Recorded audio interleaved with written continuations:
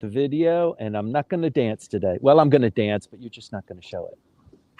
Well, I'll try not to. All right. Okay. Okay. Now, Here we go. here we go.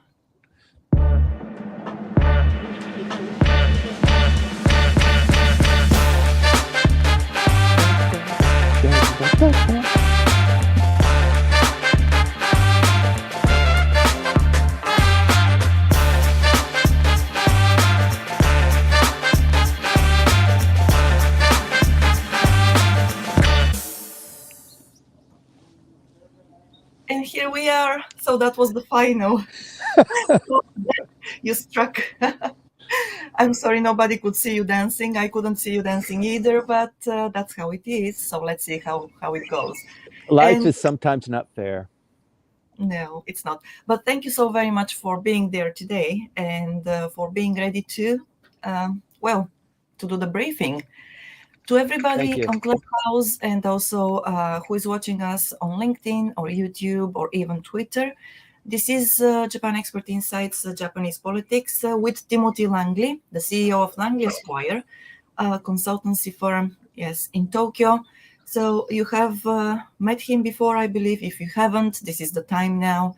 And I encourage you also, yes, to look him up and his company up if you haven't done so yet. But before you do that, we have something better to do for the next 1 hour. Here we go. Timothy Langley with this week's briefing on Japanese politics and what happened behind the scenes, things that you haven't heard about. Timothy, Maybe. let's go. Maybe. Thank you very much. Yes. And good morning, everybody. I'm reporting from the harbor of Katsuyama, where I will set sail after this briefing, Maya, to places unknown and hopefully return unscathed. But before I do, I'd like to talk about what's happened this last week in Japanese politics that is of probably importance to you if you're living in Japan, if you're following what's going on with the economy or Japanese politics. It's all very important. It's all very interwoven. We have looked around and found that there is no other place for people to get a feed on what's going on in Japanese politics on a regular, consistent basis in English anywhere else. So I feel a heavy sense of responsibility, but also a great honor to be able to talk to you every week. The Prime Minister returned from 8 days away. He was scheduled for 10. He returned from 10 days on 8 days away on an international, not a junket, but he attended the ASEAN. He attended the G20. He was in Indonesia and Cambodia. And he really achieved a lot, I think, in this last visit. He met with Xi. He met with the president in the United States. I think he really wanted to establish himself as a leader and probably as a thought leader for a denuclearization, for a free and open Indo-Pacific. Japan is getting a lot of attention these days. I mean, it is the major country in this region, and should there be something that happens in Taiwan, should there be something that happens from out of North Korea, Japan is a critical element of that. The United States is spending a lot of time on developing that relationship and on fostering it and on making sure that this, not only the Quad, but also this relationship, this very vital relationship between South Korea and Japan begins to take fold. So with the new president, Mr. Yoon, who really, became president by a very thin margin. So he doesn't have a huge mandate.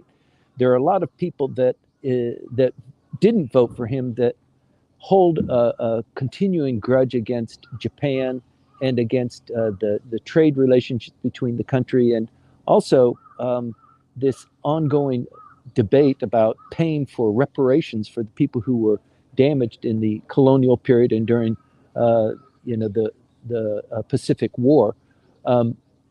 Most people in Japan, I think, almost universally have or believe that that issue has been resolved. There is a Supreme Court holding on what to do with the seized assets of Mitsubishi and Mitsui Mining.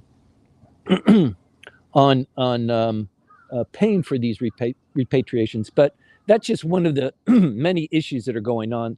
North Korea fired a ICBM a week ago. This was a really huge missile capable of carrying multiple warheads and of hitting any place in the United States. It had that kind of trajectory. It had that kind of staying power. Of course, it didn't have a payload. So this is really continuing to ratchet up this tension. So for the United States and for, I think, the coalition of like-minded countries, and we've seen just this continuing buildup of that. We saw the 41 fleet review two and a half weeks ago, 3 weeks ago. I reported on that. Reported on the submarine and the 2 aircraft carriers that I saw in Tokyo Bay.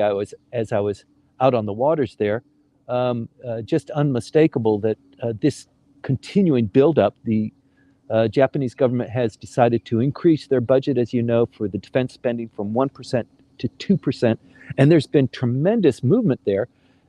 You might not have heard this, or maybe if you heard it, it didn't quite hit your radar, but they have decided that the Japan Coast Guard would now be assumed into the Defense Ministry. We've been talking a little bit about that recently. This came as a bit of a surprise to me because the cultures and the makeup and the scope of their responsibilities of the Japanese Coast Guard and the Ministry of Defense are so vastly different. And the assets, if you just think about the assets that belong to the Japanese Coast Guard being assumed now within the Ministry of Defense, that's just a huge, huge contingency. And I think the people who work in the Coast Guard hold a certain level of pride that is separate from those who are in the Ministry of Defense. So this is a big issue. It's probably one of the ideas or one of the ways that Japan has come up with. If we have to increase our defense spending 100% from 1% of GDP to 2% of GDP, let's weave in the Japan Coast Guard, and that kind of helps us. This is a tremendous amount. The Prime Minister is in a bit of trouble. He's made this commitment. It came up rather suddenly about 2 years ago as a component of commitments, somewhat insisted upon by the United States, but also pursued by Japan. NATO countries are required to pay about 2% of their GDP for defense spending. Japan is not going to join NATO, but it wants to reach that level of compatibility. It is really, once again, the strongest ally that the United States has in the Pacific region. And so the fleet review 2 weeks ago is a signal of that, not just being embraced by the United States, but also by the other like-minded countries. I mean, this is from 8 different countries. They sent their war fleet or parts of their war fleet to participate in this review. And when this missile flew over Hokkaido last week, it really set a lot of things in motion. So in addition to this idea of having the Japan Coast Guard assumed into the Defense Ministry, there are capabilities that are being explored. For example, not just defensively, but also offensively on first strike capabilities, which any straight reading of the Japanese Constitution would tell you is forbidden, clearly. So there are different combinations, different interpretations that are being pursued. One of them is that if it's in assistance of development and research and development for a weapon system that is predominantly used by an ally, we could kind of look at that if it's not a Japanese offensive capable weapon. But also some of the systems can be used offensively and defensively, obviously. There was a huge test of this. The Israelis had this Iron Dome concept because of the rockets that are continually coming in from all sides in Israel, and they've created this new technology very successfully. And Japan and the United States are in the process of developing something like that. really centered on the Aegis destroyers. Japan, you might remember two years ago when Konotaro was defense minister, he suddenly canceled the Aegis on-land missile defense up in Akita in the Tohoku region, really without a lot of seemingly preparation. It caused a big brouhaha. But since then, the Japanese have focused on water-based, the destroyer-based Aegis systems. The Japanese Navy has 8 capable destroyers that are equipped like that. And they did these war tests in Hawaii just this last week. The reports are that it went very successfully, but the continuing ramping up of this is something that we all need to keep an eye on. We will continue to report it. Separate from that, but I think there's a little bit of a connection. You know, Kamala Harris, Vice President of the United States, visited Palau just this last week. She was in the Philippines for 3 days.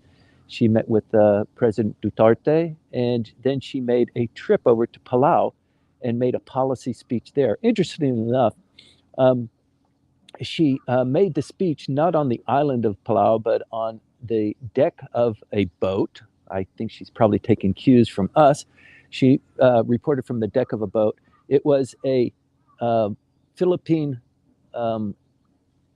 Coast Guard ship that was donated by Japan to the Philippines.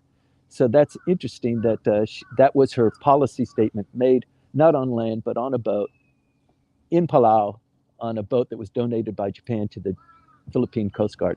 A little bit of, it's just sometimes somewhat ironic, but apparently she did a pretty good job. There was no big news events as a result of that.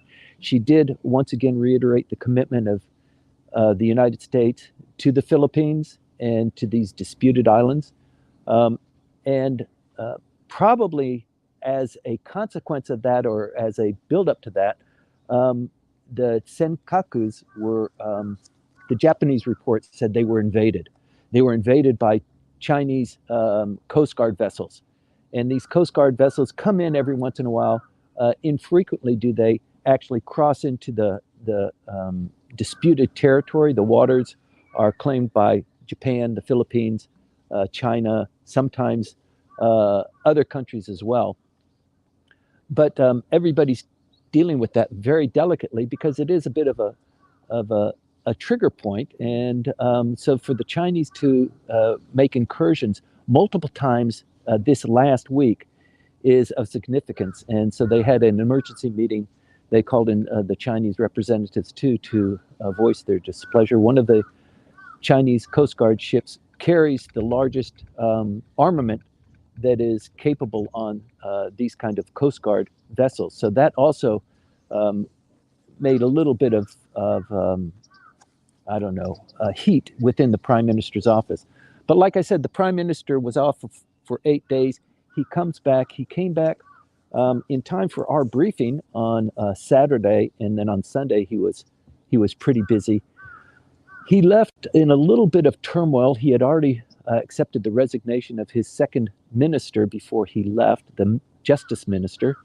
And there was another minister that was kind of on hooks, also a friend of his, somebody that's in his political faction, and also somebody that additionally is from Hiroshima.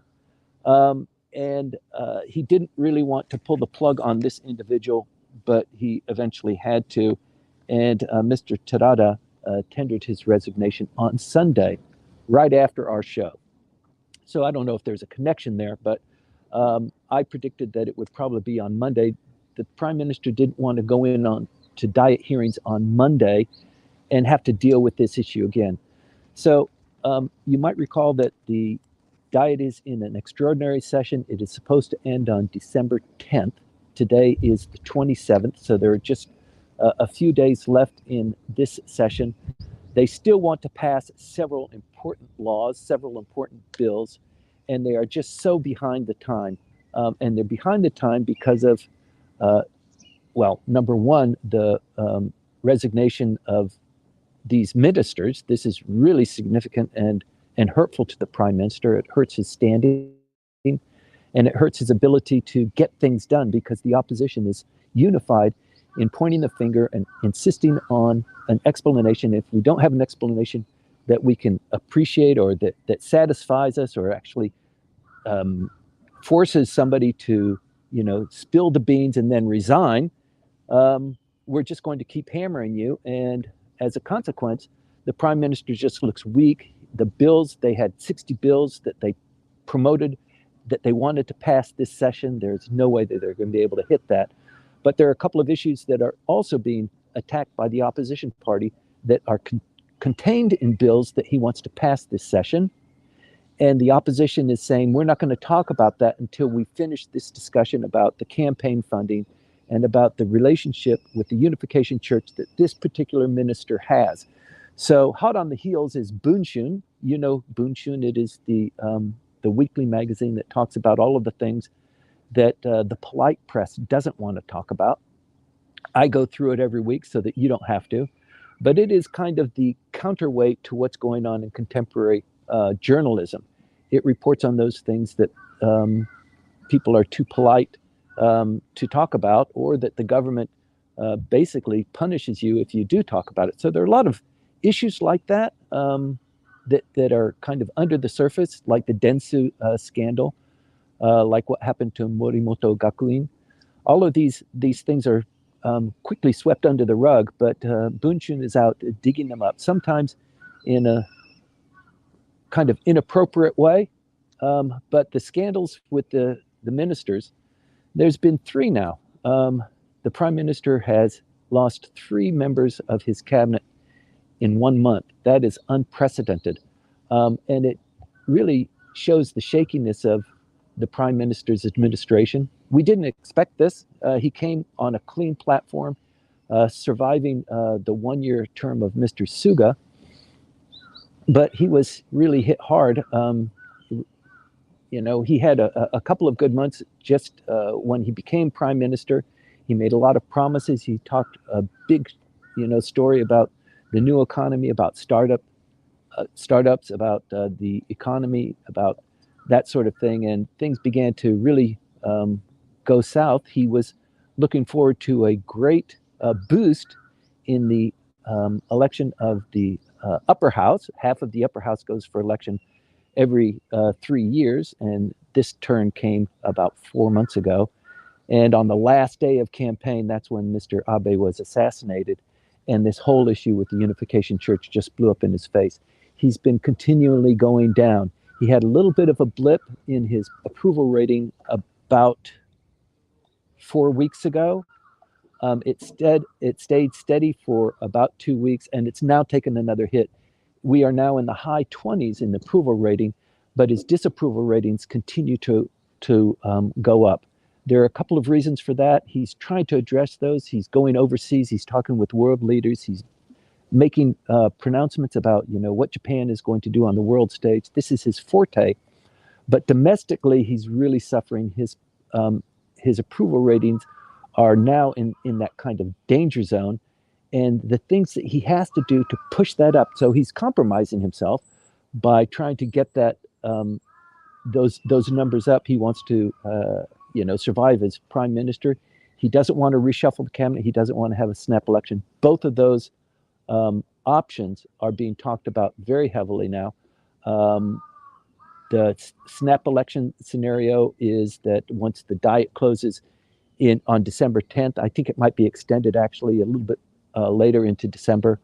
The new year ends in January, around January 10th. The new Diet session will start. It's hard to foresee that there would be a snap election given those kind of dynamics. He's also scheduled to go see the President of the United States, Joe Biden, in mid-January. That's right after the Diet session opens. He's going to be meeting with other European leaders also in January at Davos. So there's some scheduled for that. So January doesn't look very good. There could be another cabinet reshuffle. That's the other scenario, that something to boost him up.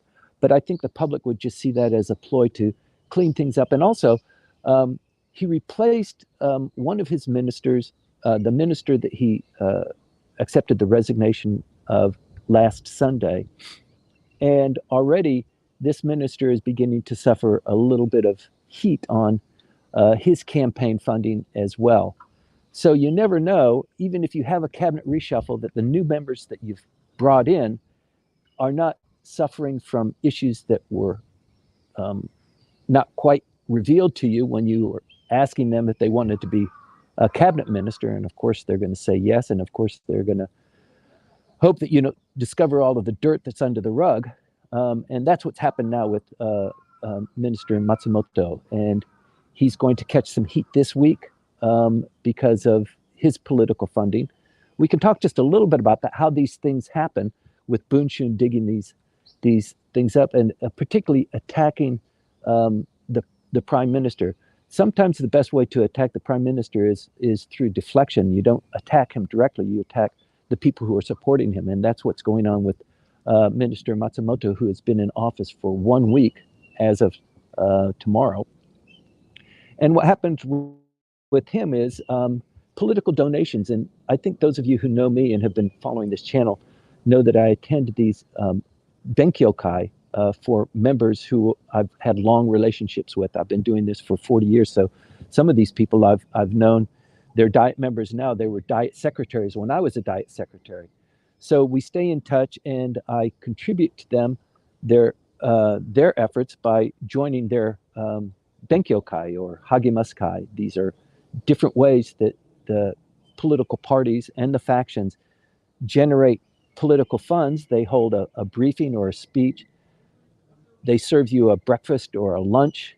Maybe it's finger food at night with drinks, and you pay more than what that costs, and then they use that as a kind of a political fund.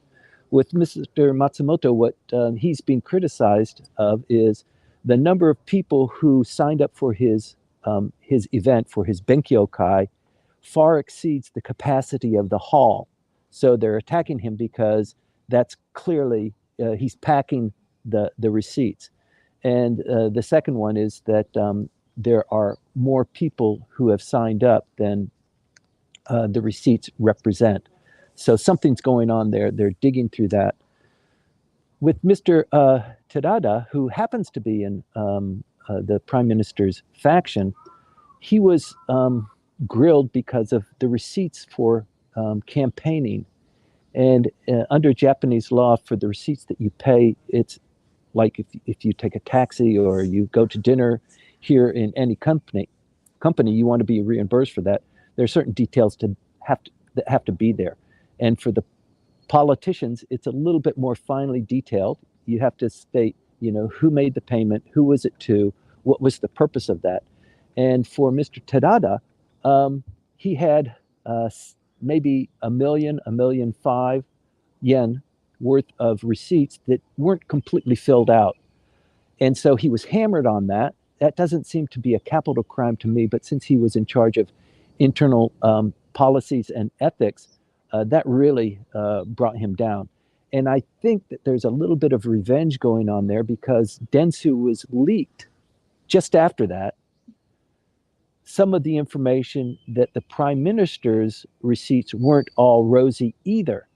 And Dentsu received these from a source, undisclosed source, but it's the real thing. It's copies of these receipts as well that you're not going to normally have access to. So now the prime minister is also under heat. This broke maybe on Bunshun is published on Thursday. So this broke on Thursday. The prime minister went on television to describe that and explain that on Friday. He was really in the hot seat on Friday because of not just what's going on with his cabinet and the new minister, Matsumoto, but also yet another minister who is suffering from a similar fate.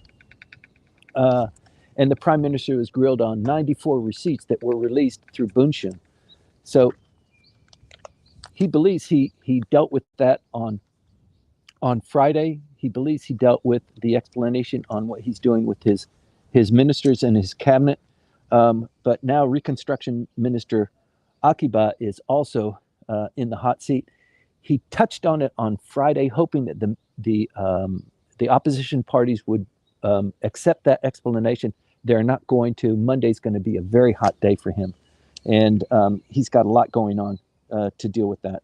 So, as you might know, of the last 10 prime ministers in contemporary Japanese politics, 8 of them have only survived for a year and a half, and we are approaching that 1.5-year mark. It's the prime minister has been in office for maybe 410 days. That mark is approaching. So many pundits are saying, it is generally the rule that Japanese prime ministers have short terms. It's not the rule like Mr. Abe, 8, 9, 10 years. That is the outlier. And obviously with Mr. Abe, who controlled the largest political faction, a lot was, he was capable of a lot because of that dynamic. Mr. Kishida is in the fourth largest faction, and he's suffering. I mean, the last 2 ministers to resign were in his political faction. So it's got to be hurting him. And with his approval ratings going back down, he's got to pull a rabbit out of the hat.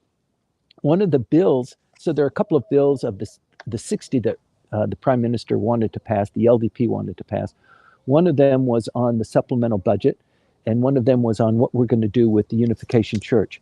Both of those seem like they will go through in this diet session, but there are a lot of other ones that won't, because these 2 issues are sucking up so much of the energy and so much time.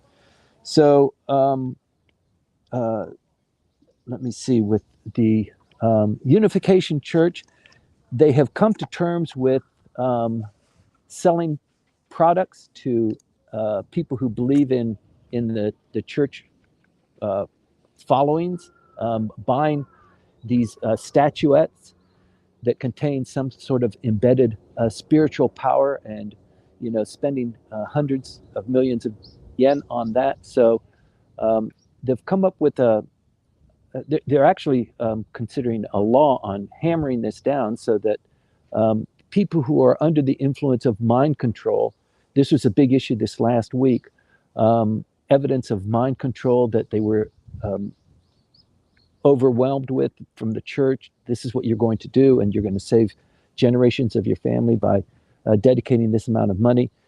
That part of the bill did not make it in because it's just so difficult to quantify mind control, when it happened, and that sort of thing. So they've got other techniques to let people claw back those investments when it becomes known to family members that grandma or dad or whoever made this kind of donation. But the coalition partner Komeito also does this. It is the political arm of a religious organization. And they are essential in forming this bill. The LDP needs to promote this legislation as a coalition, and it needs, hopefully, some of the other opposition parties to join in with them on certain concepts of the law. Otherwise, it's just never going to become a bill. So concessions need to be granted and devised. So that one has taken an inordinate amount of time. And at the same time, the supplemental budget is the second one that probably will pass. It is a tremendous bill to get us through to April of next year. It is a tremendous amount of money. Let me see what the number was. I wrote it down so that it was in yen and dollars, because I didn't quite get it last week.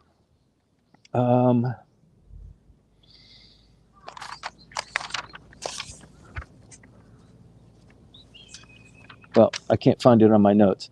But in any event, the supplemental budget is for 2 kinds of, it's for a lot of things, but one of them is to supplement heating and gas bills so that we keep the price down. So the price will be artificially low because it's too expensive. And also to increase subsidies for food and for disadvantaged families, pregnant women, young families, that sort of thing. So they're pumping money into the economy because the inflation is just continuing to increase, and they know it's going to increase. And there is just no end in sight that wages will increase. They've talked about it, but they can't get closure on it. And even if they increased wages, maybe something reasonable like 5% or 6%, the increases are measerly, and it's not going to address the inflation issue. So inflation is kind of, I don't know if rampant is the right word, but they've overshot it this last month. It was predicted to be 3.5% inflation for non-perishable goods and food, and it was 5.6. So they're trying their best to fudge the numbers. It's probably higher than that. So the efforts of the Bank of Japan, Mr. Kuroda, and the finance ministry on keeping inflation low, it seems like it's just not working. It's not taking hold. So as a consequence of that, they need to pump more money into the economy to keep the prices down. 880 products in November had a price increase. Before the end of January, there will be another 20,000 products that will go for a price increase. This just doesn't stop. Let me see, Tokyo Electric has announced that it is going to ask for a price increase of 33%. This is a request that the power companies need to make in December or November or December. Tokyo Electric is the first one to announce it. They announced that on Friday. All of the other power companies, Okinawa Power, Shikoku Power, all of these power companies are going to announce their increases as they're going to submit them to the government within the next 10 days. They have to submit that. So it's not just Tokyo Power, but Tokyo Power coming in at 33%, a request to increase the cost of servicing is pretty scary in light of the fight that the Japanese economy is having with inflation now. It is unlikely, because I know it's going to come up in the question, it is unlikely that the president of the Bank of Japan, Mr. Kuroda, will change his policy. He's going to still stay with the cost push inflation. And his stance is that this inflation that is growing now, we've heard this before, it's transitory. It is not going to be there for a long time. We heard that from the Biden administration earlier. But here in Japan, Mr. Kuroda says this is just temporary, and the stimulus is required to ensure price growth becomes sustainable. So they want the price growth to continue. They want inflation to be here. It is a healthy part of any stable economy. You need inflation to be. His target is around 2%. It's kind of getting away from them. He predicts that it will come back, and there is no sign that he's going to change his policy. And certainly, it is very unlikely that they'll change horses before his term ends in April of 2023. Before we move on, I want to just get back a bit to the Prime Minister. He is hosting the G7, you might remember, in April of this year, and that will be in Hiroshima. So these things that are going on, these discussions about a snap election, about changing once again the cabinet composition, he's under a lot of pressure to do something to stop the hemorrhaging that is going on in his administration. I think, given his personality and the reputation he has for Kentochu, I'm thinking about it. I'm on the cusp of doing something. I think we're not going to see anything dramatic, and I think probably the wisest thing is just to plod forward. December, they will end the diet probably after December 10th. I think they've got to extend it. We'll keep watching that. And this is the last briefing that we have for November. So our next briefing will already be in December. We'll be able to talk a little bit more succinctly about the diet situation and what's going on there. But it is really indicative. It tells you what's going on with the Prime Minister, what's going on with the cabinet, what's going on with the economy, how that happens, how the opposition party deals with the current administration. So I don't think that the Minister for Reconstruction, Mr. Akiba, will be under pressure to resign. I think instead the Prime Minister will be suffering a lot of heat because of the sloppiness of his receipt handling, but he apologized for it. He said he would fix it. It's not a capital crime, but he is the Prime Minister, and as you know, the Japanese are pretty picky about details and that sort of thing. So let's see how that goes. The other thing that is happening of a pretty big significance is the Prime Minister has talked a lot about the startup economy and about boosting startups, and we want more unicorns.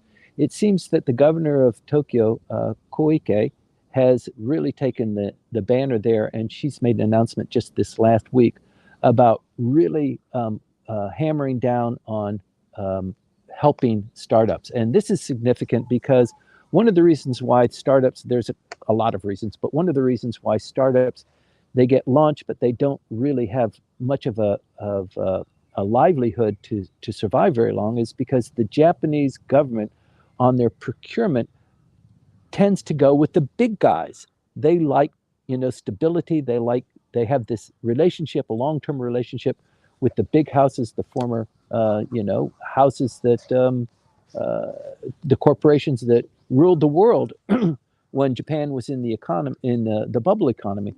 So Tokyo government is going to change that policy and have more of the procurement dedicated to these startups. Furthermore, it is designed a facility, something like I think it's called F2 in Station F in Paris. It's like an incubator site where the government supports and facilitates the launching of startups and also keeping them going, getting them off the ground.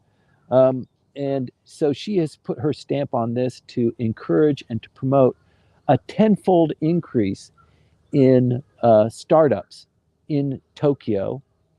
And the hope is that by extension, that means that the number of unicorns in Japan will increase tenfold. So that is the hope. We've been here before with these kinds of large pie in the sky kind of opportunities. Sometimes they're mostly flash. Sometimes they're great ideas that are just underfunded.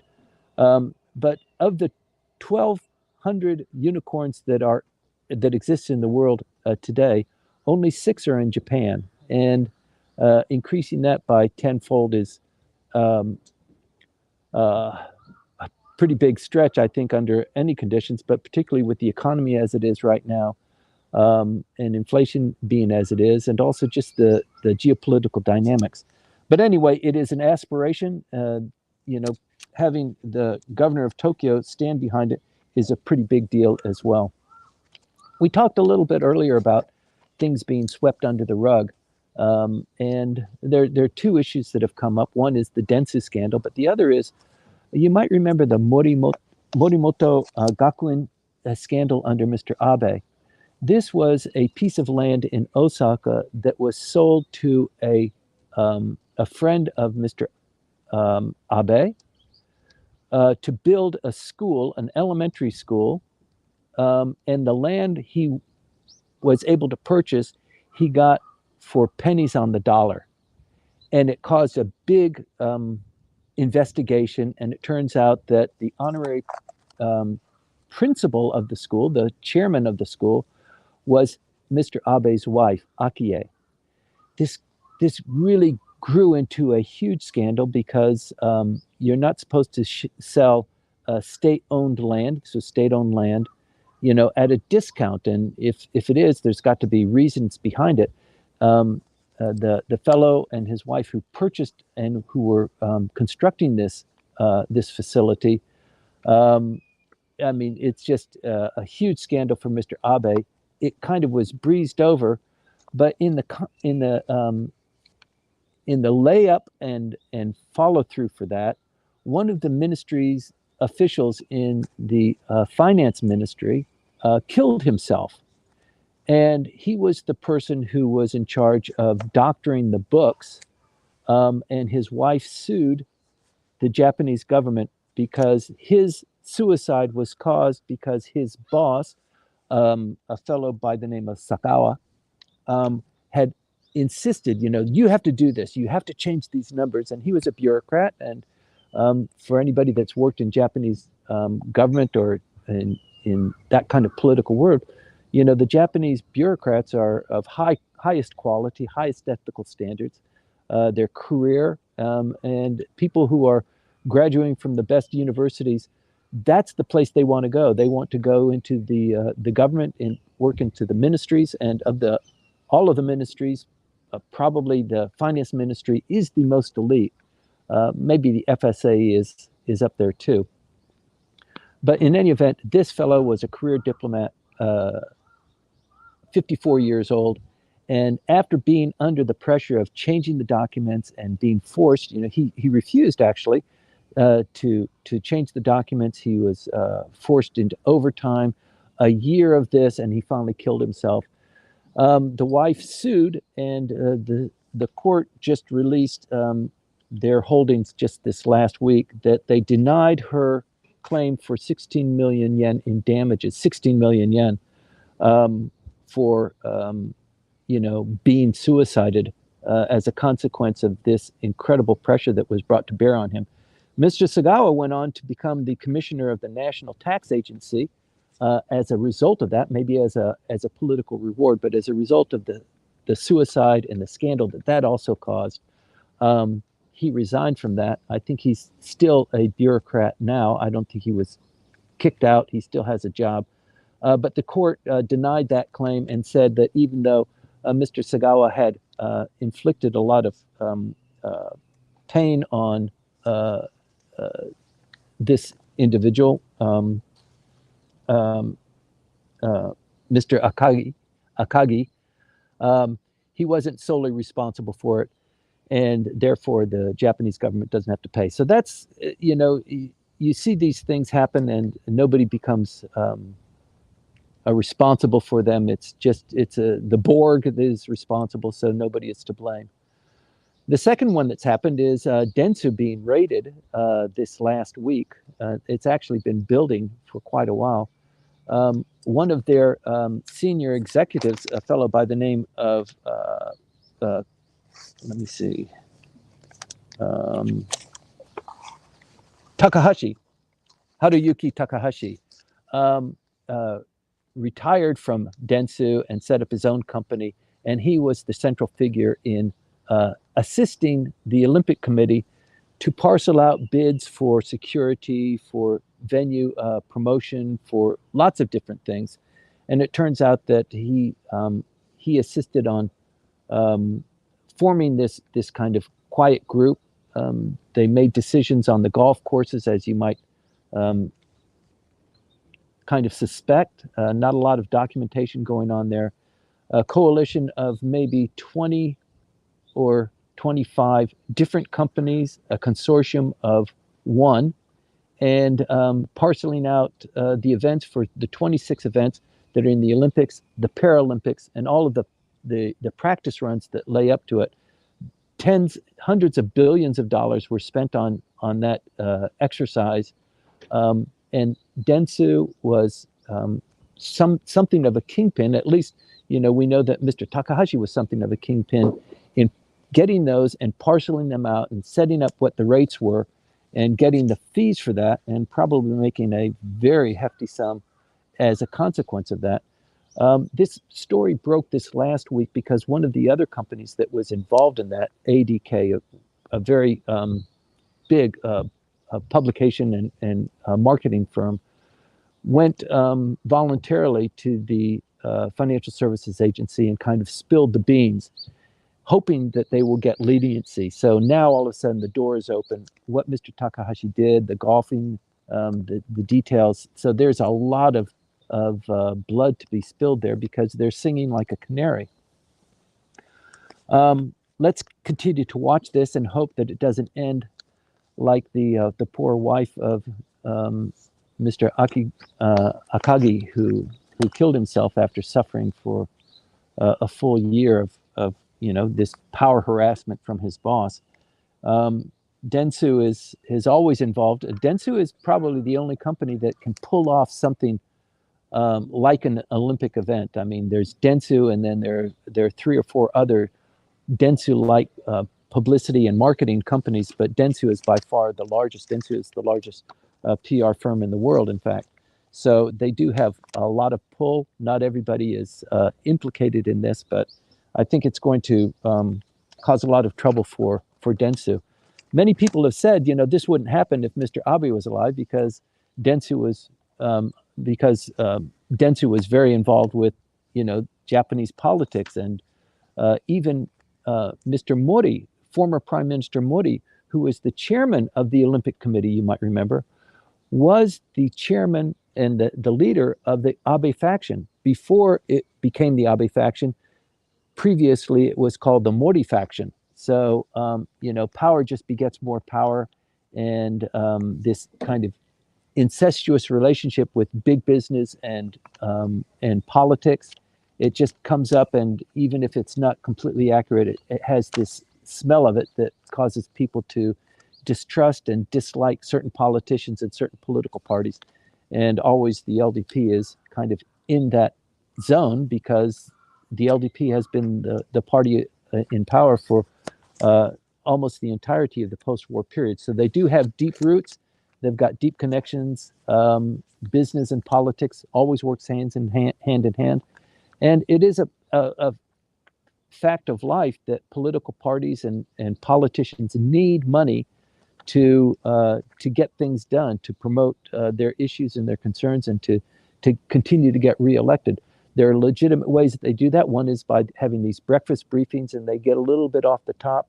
It is not a bribery. It is not recognized as a political donation when you attend these. So you have to do these pretty consecutively. Gosh, I end up attending 4 or 5 a week. It's like, I never left graduate school, but that's a different issue. But it is something that continues to infect Japanese politics. Go-to travel, Maya, one of the topics we like to talk about, travel and tourism industry here in Japan. So they had go-to travel. I think everybody knows what that was. And then they changed the name of it because they distributed it, not from the central government, but they distributed it to the prefectures. Maya, what's the program called now? It's not go-to travel. I think the name is National Discount Program. So okay. Yes. A real sexy name. Very grabby. Yes, it is indeed. A little bit better than Cool Japan, but who comes up with these things, Yeah, I think that probably they sound better in Japanese than in English, because when we translate them, we translate just the meaning of that, and they don't really sound that catchy. Anyway, sorry. Okay, so this discount program the end of life for it is on December 28th. Did you know that? So the way that they passed it, the way that they funded it, they did it until December 28th. They extended it twice, actually. And end of life is December 28th, just before the great holiday that all Japanese are looking forward to. But it will restart after the holiday, so that it will restart in January. I don't know if you followed this, Maya, but it's pretty interesting. When it restarts, I think what they've decided, maybe you can help me with this, now that the yen is at a low value and lots of foreigners are coming in, maybe the government has decided, we really tried to kickstart the tourism industry. We've done enough. We need to focus on startups. We need to focus on, the supplemental budget and that kind of thing. So when they restart this discount program, Maya, in January, it's probably about 20 to 25% lower than what you're getting available to you now. Well, I think that you can get only that much budget, and since it is limited, you really need to allocate your resources very carefully. That's the first thing. And of course, another factor is that, as the borders are open now, there has been a huge influx of tourists. Of course, we are nowhere close to the levels of, 2019, but still people are coming, and yes, they're coming really in huge numbers. So also, I don't know whether you have noticed, but, domestic travel has picked up, And probably the government has decided that with that, they don't need to invest that much of the limited resources they have into just reviving the travel here in Japan. I don't know how it is, but I believe that these are two factors that have played a big role in their decision. Yeah, I think maybe they've decided we were supposed to prime the pump. We primed the pump. We kind of got it kickstarted, and now it needs to go on its own. Right. Maybe. Yes. I guess, Okay. but we're still to see what new developments there will be. Who knows? Well, it is interesting just walking around town. I know you walk around town a lot yourself, but now frequently people see you. I'm sure you, sometimes me too, and they say, "Oh, are you a visitor? Are you traveling?" So They do. people are just Yeah. assume that we're foreign travelers, whereas 2 months ago nobody would have said that. Yes, I think that's a very good observation because exactly what the way you said it. I have been asked a couple of times, "Can I take a picture of you?" Wow. Which, yes, you usually don't, offer that to somebody who looks like a resident here. Yes, Right. and Or yes, even very human. very human. That's true too. Yes. Well, the other thing about the discount program, and also it was true with the GoTo Travel, is you need to show that you took your shots. You have been inoculated, and in order Yes. to qualify, you have to have 3 shots. So now they're coming up with the 4th shot, maybe the 5th shot. Who knows what they're going to do? Right. Well, that's another way of, using all the stock they have of vaccines, I believe. No, sorry, this is just 50% a joke, but you know how things work here in Japan. So people generally believe that if they have done the necessary minimum, so they can just have that peace of mind Yeah. and go around their day and the year, do whatever they want. So I guess that there is a cultural element here as well. Right. Well, Mm.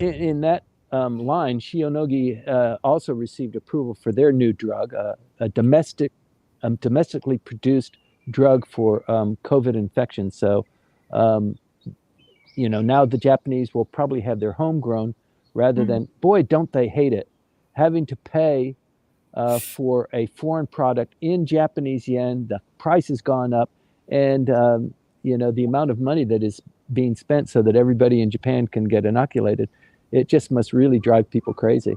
Yes, but still, you have to appreciate the advantages of having a homegrown and home-produced vaccine because it also means that there will be, the money will be actually Right. circulated within the country and jobs will not be lost, right? And probably some will be created. So I cannot see it, just as something which is only negative or only positive. There are Sure. positive businesses, but yeah, I mean, yeah. Sorry, go ahead.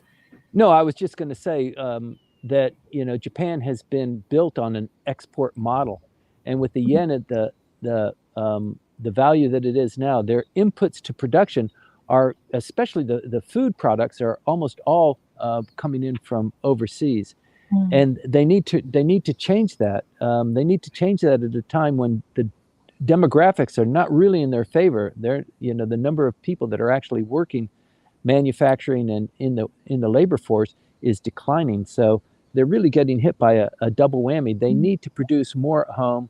They need to have manufacturing and inputs to production, more